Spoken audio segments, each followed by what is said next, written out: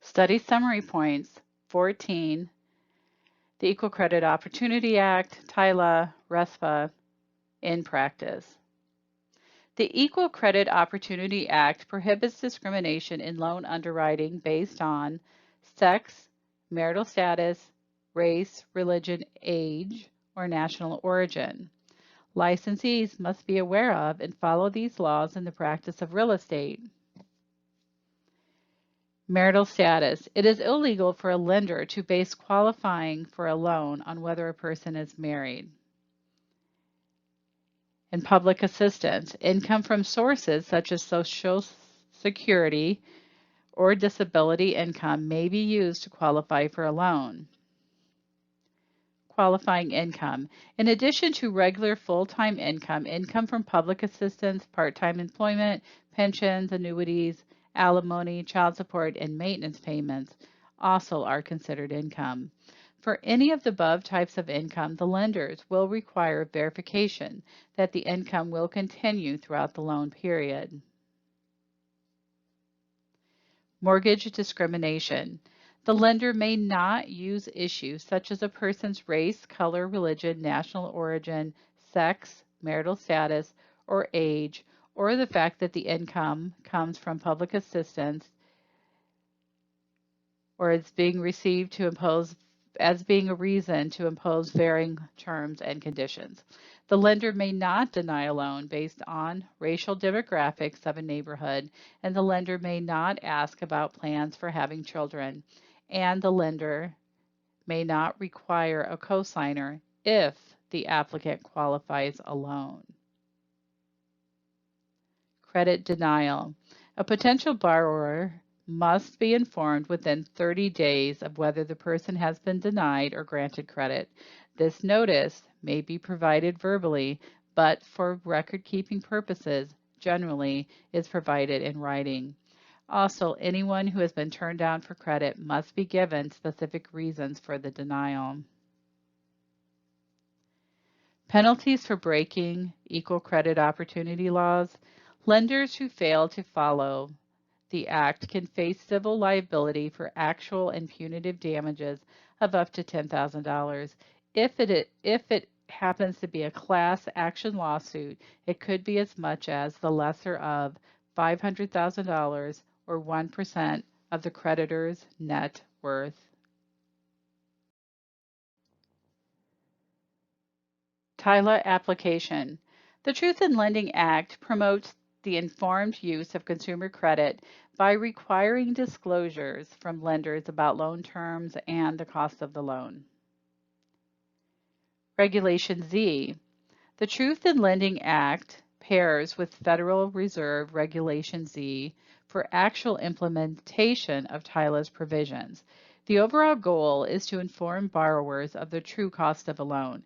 It requires a uniform standard disclosure of loan costs and charges so that the consumer can fairly shop loans by comparing one to the other. TILA disclosures. Specifically, TILA requires that the full credit cost must be disclosed in the form of an annual percentage rate. Included in the APR is the interest rate, origination fees, discount points, and other loan costs. The APR represents the annual cost of credit. Triggering terms. TILA affects advertising rules.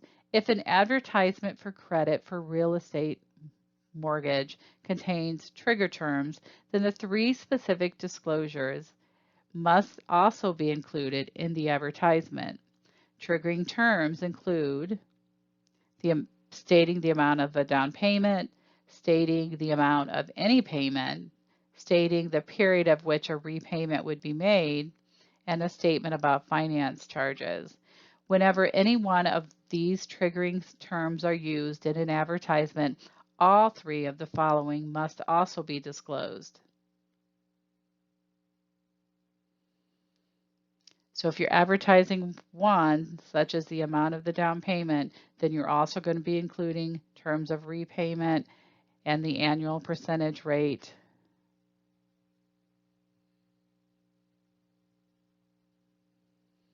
and the finance charges that are going to apply.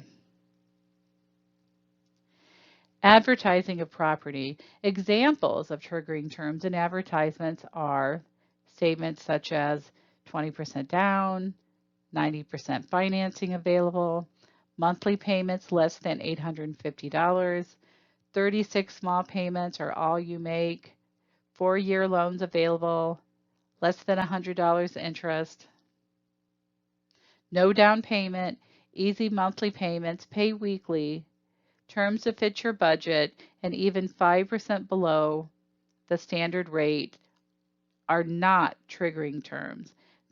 These statements just shared are too vague. Even the 5% because it's below the standard rate, so it's not quoting the standard rate. Bait and switch. Making bait and switch advertising or misleading advertising is unlawful, so be clear in any statements made. And right of rescission. Buyers who apply for home equity lines of credit, second mortgages, and to refinance loans have a 3-day right of rescission. RESPA. Another type of Consumer Protective Act is the Real Estate Settlement Procedures Act, RESPA. RESPA protects consumers in property transfer settlement procedures. It was created because various companies associated with the real estate transactions, such as lenders and real estate agents, were often engaging in providing undisclosed kickbacks to each other, which actually causes the cost of the transaction to increase for the consumer. The Dodd-Frank Act was passed by Congress in 2010. It combined regulations under the Truth in Savings Act, the Funds Availability Act, and the Equal Credit Opportunity Act, called the TILA RESPA Integrated Disclosure Rule, TRID, consolidates consumer protection agencies under the Consumer Financial Protection Bureau, CFPB, to simplify oversight and compliance. It took the 4 previously required disclosures regarding credit and the cost of credit down to only 2 disclosures. A consumer booklet. RESPA requires that the borrower be provided a booklet of information regarding closing costs within 3 business days after the application for credit was received. If the application is denied before the end of the 3rd period, the 3-day period, the institution does not have to supply the booklet because it's no longer necessary because they're not going to be getting a loan. The loan estimate. That's the big thing that came out of TRID. TRID requires that no later than the 3rd business day after the submission of a loan application, the borrower is provided with a loan estimate which discloses key features, cost, and risk of the mortgage loan for which the person has applied. The closing disclosure. TRID requires that the borrower can examine RESPA specified closing statements in advance of closing and within 3 business days before the loan closing. This form details all the costs associated with the closing, including lender fees, real estate agent commissions, title closing fees, APR, and prorated items between the buyer and the seller.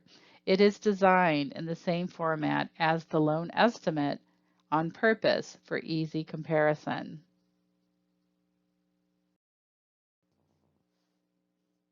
Kickbacks. RESPA prohibits kickbacks, also called fee splitting and unearned fees, to a lender from vendors of closing-related services. A kickback is illegal under RESPA. A kickback is something of value given in exchange for referring a settlement service business to another person. You know, if you're a title company and you refer to the real estate license and the licensee refers back to you, etc. Title companies may not pay for that referral. So you can do the referral, but you may not be paid for it. You may not give anything of value in return for referring the business. Mortgage brokers can only pay another mortgage broker a referral fee, and real estate licensees can only pay another real estate licensee that referral fee.